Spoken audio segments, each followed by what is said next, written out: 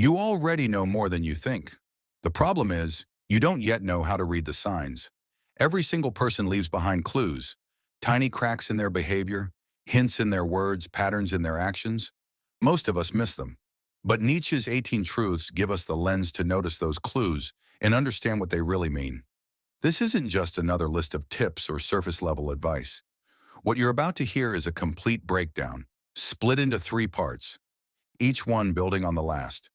If you skip ahead, you'll miss the depth that ties it all together. So stay with me until the end. By the ties it all together. So stay with me until the end. By the time we're done, you won't just understand other people, you'll understand yourself in ways you may have never expected. The masks people wear from childhood, we're trained to believe words. If someone says they're fine, we take it at face value.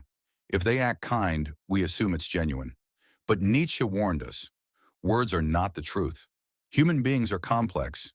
What you see on the surface is often not the real person. It's their armor. Think about it. Someone who always appears strong might actually be crumbling inside.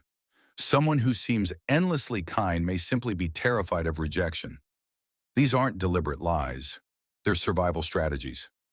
Nietzsche once said, "Every deep spirit needs a mask." He didn't mean it as an insult. He meant it as a warning. Never confuse the mask with the person. Here are the first 6 truths to help you see past those masks. Truth 1. Everyone wears a mask to survive. People don't wear masks because they're fake. They wear them because they're scared. A mask hides weakness, fear, or pain. But no mask is perfect. It always slips. The clue is intention. Watch when someone suddenly becomes uncomfortable, defensive, or restless. That's where their real self begins to show.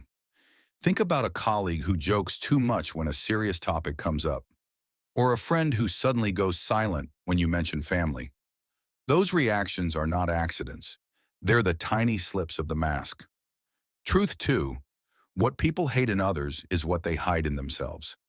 This is called projection. The qualities we attack in others often reveal the ones we're most insecure about.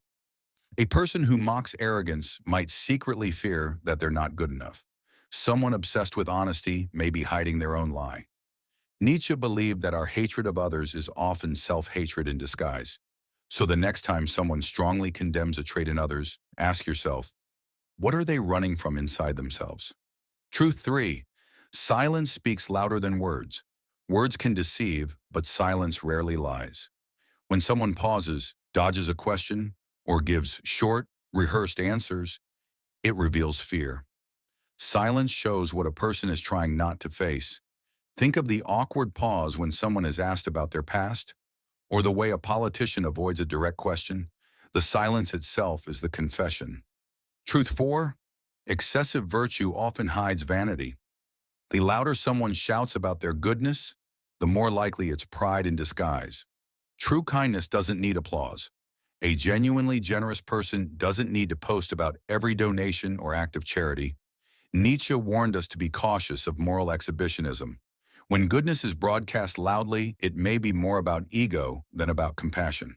Truth 5. People lie to themselves before they lie to you. When someone says, "I'm fine," "I don't care," "I'm over it," it often isn't a lie told to trick others. It's a lie they've rehearsed so many times that they've begun to believe it themselves. Self-deception is one of humanity's oldest survival skills. People convince themselves of false stories just to ease the pain. If you can spot the lies people tell themselves, you begin to see who they really are beneath the performance. Truth 6. Superiority hides inferiority. Those who constantly brag, dominate, or put others down are usually the ones who feel the smallest inside. Real confidence doesn't need to prove itself. The louder someone shouts about being powerful, the less powerful they usually feel. Nietzsche saw arrogance not as strength, but as insecurity dressed up in armor. The tougher the mask, the more fragile the person behind it. Reading people isn't about judging them, it's about understanding them. When you see the fear behind someone's mask, compassion comes naturally. And once you learn to notice those cracks, you realize something deeper. People aren't stable, they're performances. And when that performance gets threatened, the truth leaks out. Part 2. Nietzsche believed that the self isn't a fixed identity. It's a performance. Every person is acting out a role, consciously or unconsciously. But here's the thing. No performance lasts forever. When life gets stressful, when fear creeps in, when someone feels threatened, that performance begins to crack. And through those cracks, the truth leaks out. These next 6 truths reveal how to notice those leaks. Once you see them, you'll never unsee them. Truth 7. Most actions are driven by fear. If you really want to understand someone, don't just ask what they want. Ask what they're afraid of losing. Think about it. A boss who micromanages isn't driven by passion, but by fear of failure. A friend who constantly explains themselves isn't doing it out of honesty, but fear of being misunderstood or rejected. A partner who disappears during arguments isn't acting out of strength. They're afraid of not being loved. Strip away the mask of desire, and you'll find fear behind most actions. Truth 8. Constant criticism is projection. People who attack others are often wrestling with the same flaws inside themselves. Someone who mocks emotional people is terrified of their own emotions. Someone who constantly comments on appearances is usually at war with their own reflection. Criticism is rarely about the target. It's about the critic. When you hear someone obsessively pointing out flaws in others, they're really holding up a mirror to their own pain. Nietzsche reminds us, what people condemn outside often reveals what they can't accept inside.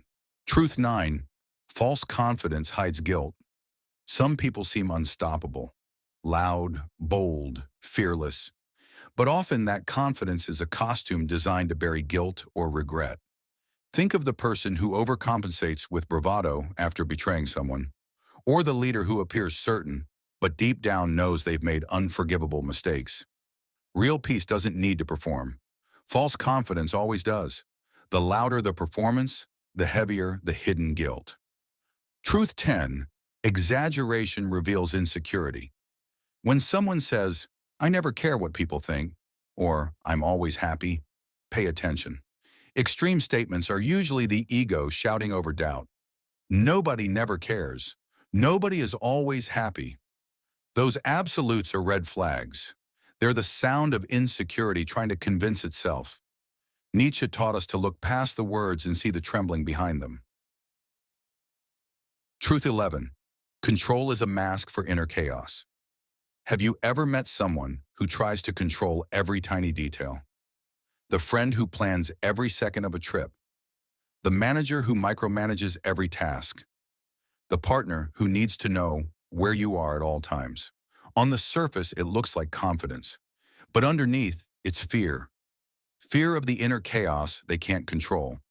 So they try to control everything outside instead. The more control someone demands, the less control they feel inside. Truth 12. Performance hides emptiness. This truth is more visible now than ever before in the age of social media. The louder the show, the emptier the core often feels. Why does someone need to constantly post about their lifestyle, their wealth, or their happiness? Why do some people need an audience for every achievement? Because without that audience, they feel like they disappear. Nietzsche believed the strongest souls didn't need to prove themselves. True wholeness is quiet. Performance is a mask for emptiness. Part 3. By now, you're starting to see the patterns. People aren't difficult to read. They're just terrified of being seen. Their masks crack, and the truth leaks out in fear, projection, and performance. But Nietzsche went even deeper. He believed that behind every action lies a belief, and behind every belief lies a wound. And if you want to understand the soul beneath the mask, that's where we need to go next. The soul beneath the mask. By now you've seen how masks are worn and how cracks eventually reveal what's underneath. But Nietzsche didn't stop there. He believed that beneath every mask, beneath every performance, there is a deeper story. Behind every action is a belief, and behind every belief is a wound. If you want to truly understand people, not just their behavior, but their soul, you must learn to see the wound that shaped them. Here are the final 6 truths. Truth 13. People don't speak from logic. They speak from pain. We like to think people form their opinions through reason, but in reality, most opinions are born from old wounds.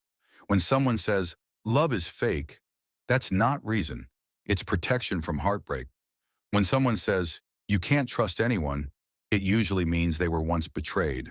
Logic is the mask. Pain is the source. If you want to understand someone's worldview, look for the wound that built it. Truth 14. How someone treats weakness shows their true power. You don't discover someone's character by watching how they treat equals. You discover it by watching how they treat those with no power over them. A boss who humiliates employees isn't strong. They're weak. A person who shows kindness to someone who can't repay them, that is true strength. Nietzsche believed cruelty is rooted in fear, while compassion is the sign of real power. Truth 15. Fear of being forgotten drives the hunger for attention.